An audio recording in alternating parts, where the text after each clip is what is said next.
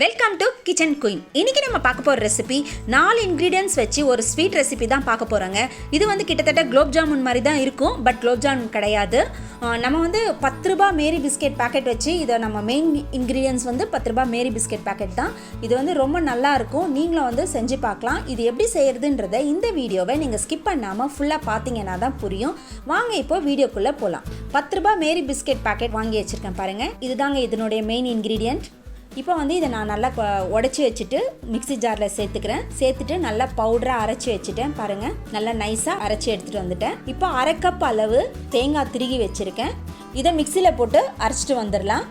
இப்போ ஒரு பேனில் நம்ம அரைச்சிட்டு வந்த தேங்காவை போட்டு அதை நல்லா கோல்டன் ப்ரௌன் ஆகிற வரைக்கும் நம்ம அதை ஃப்ரை பண்ணி எடுக்கணும்.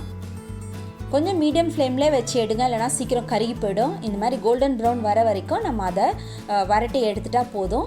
இப்போ தேங்காய் நல்லா வரட்டி எடுத்தாச்சு. இப்போ நம்ம பவுலில் நம்ம அரைச்சி எடுத்து வச்சுருந்தோம் இல்லைங்களா மேரி பிஸ்கெட், அந்த பவுடரை சேர்த்துக்கலாம். சேர்த்துட்டு நம்ம இந்த ஃப்ரை பண்ணி வச்சுருந்த தேங்காயும் அது கூட சேர்த்துட்டு நல்லா கலந்து விட்டுருங்க. உங்களுக்கு ஏலக்காய் வாசனை பிடிக்கும்னா இப்போ இந்த பவுடர்லேயே நீங்கள் வந்து ஏலக்காய் பவுடர் சேர்த்து மிக்ஸ் பண்ணி விட்டுக்கலாம்.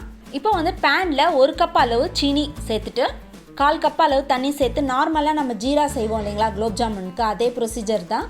அந்த மாதிரி நம்ம ஜீரா செஞ்சு எடுத்து வச்சுக்கணும். இது வந்து நம்ம ரொம்ப ஈஸியாக செஞ்சிடலாங்க. ரொம்ப செலவும் ஆகாது. ஒரு 10 ரூபா மேரி பிஸ்கெட் தேங்காய் கூட ஒரு 2-3 பத்தை எடுத்திங்கனாலே ஒரு 1/2 கப் வந்துடும். ரொம்ப ஈஸியாகவும் செஞ்சிடலாம், ஒரு டிஃப்ரெண்ட்டான ஒரு ஸ்வீட்டாகவும் இருக்கும். இப்போது நல்லா கொதித்து வந்துருச்சு ஜீரா வந்து அந்த சீனி அப்படியே பூத்து வரும் இல்லைங்களா, அது வராமல் இருக்கிறதுக்கு நம்ம கொஞ்சமாக லெமன் ஜூஸ் ஒரு 3 சொட்டு அளவு போட்டிங்கன்னா போதும், போட்டு வச்சிடலாம். இப்போ நம்ம மாவு பிசைஞ்சிக்கலாம். குலோப் ஜாமுன் கன்சிஸ்டன்சிக்கு இந்த மாவை நம்ம பால் ஊற்றி, ஒரேடியாக பாலை ஊற்றிடாதீங்க, கொஞ்சம் கொஞ்சமாக ஊற்றி அந்த மாவை நம்ம பிசைஞ்சு எடுத்துக்கலாம். ரொம்ப ஒரேடியாக தண்ணி ஊற்றிட்டிங்கன்னா தண்ணி ஆகிடும், ஒன்றும் பண்ண முடியாது. அதனால் கொஞ்சம் கொஞ்சமாக ஊற்றி பாருங்கள், நல்லா பிசைஞ்சு எடுத்துட்டேன். ஒரு 5 நிமிஷம் அந்த மாவை நல்லா பிசைஞ்சு விட்டுருங்க. இப்போ மாவு ரெடி ஆகிடுச்சு. நம்ம வந்து சின்ன சின்ன உருண்டைகளாக, இப்போ உங்களுக்கு என்ன ஷேப்பில் வேணுமோ, ரவுண்ட் ஷேப்பில் வேணுனாலும் நீங்கள் போட்டு எடுத்துக்கலாம், இல்லை சிலிண்டர் ஷேப்பில் வேணுனாலும் நீங்கள் பண்ணி எடுத்துக்கலாம். சின்ன சின்ன உருண்டைகளாக எடுத்துக்கோங்க, ரொம்ப பெருசாக வேண்டாம்.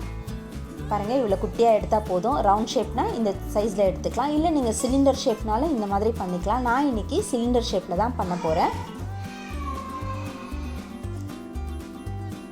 பாருங்கள், இந்த மாதிரி எல்லா மாவையும் இந்த மாதிரி சிலிண்டர் ஷேப்பில் நம்ம ரெடி பண்ணி எடுத்து வச்சுக்கலாம். பாருங்கள், எல்லாம் பண்ணிட்டேன் நான்.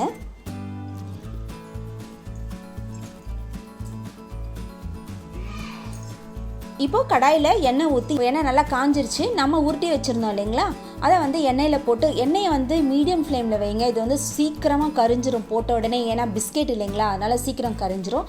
ரொம்ப ஃப்ளேம் மீடியமாகவே வச்சுட்டு நீங்கள் போடுங்க. போட்டுட்டு கொஞ்ச நேரத்துலேயே நம்ம பெரட்டி போட்டு எடுத்துக்கலாம்.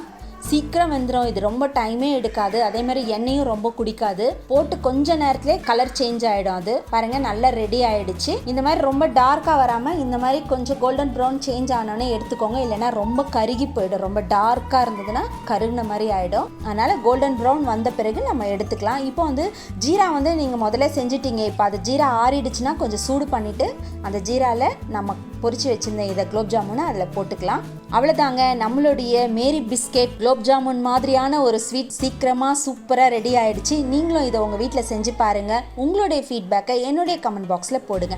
நம்முடைய சேனலை சப்ஸ்கிரைப் பண்ணாதவங்க சப்ஸ்கிரைப் பண்ணிக்கோங்க. பக்கத்தில் இருக்க பெல் பட்டனை மறக்காமல் கிளிக் பண்ணிக்கோங்க.